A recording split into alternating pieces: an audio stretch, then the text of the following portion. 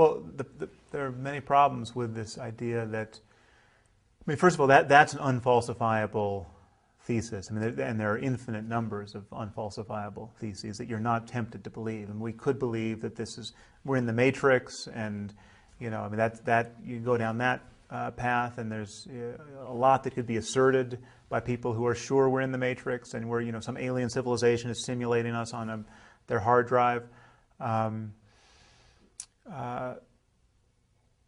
One problem is that we have many holy books authored by the Creator of the universe, and they're in conflict. They're not. The New Testament makes it perfectly clear that Jesus is the Son of God, really the Son of God, and you have to believe this, otherwise you're going to spend eternity in hell.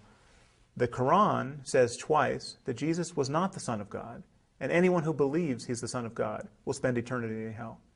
I mean, this offers as much room for compromise as a coin toss. So let's say we just knew that one of those claims was right.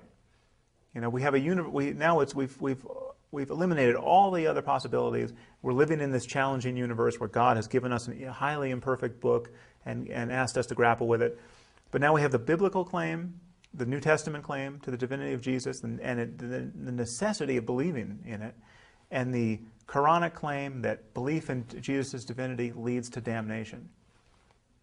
Which is more likely, that one of those is right and the other is wrong, or that we have these competing tribes who are toiling in the context of just abysmal ignorance about the world and the birth of the cosmos and the destiny of any individual soul after death.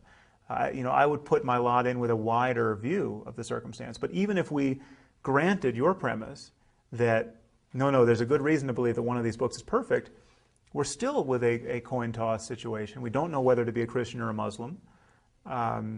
And we're noticing that people are choosing basically on the basis of accidents of birth. I mean, you're just accidentally born in Afghanistan, and then you choose to be a Muslim.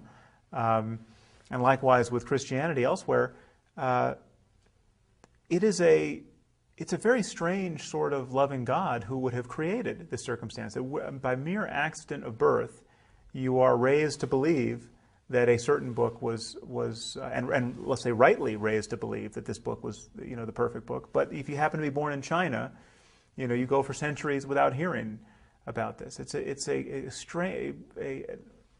For I think obvious reasons, a totally provincial and implausible scenario, and yet it's the scenario that most people believe in the 21st century.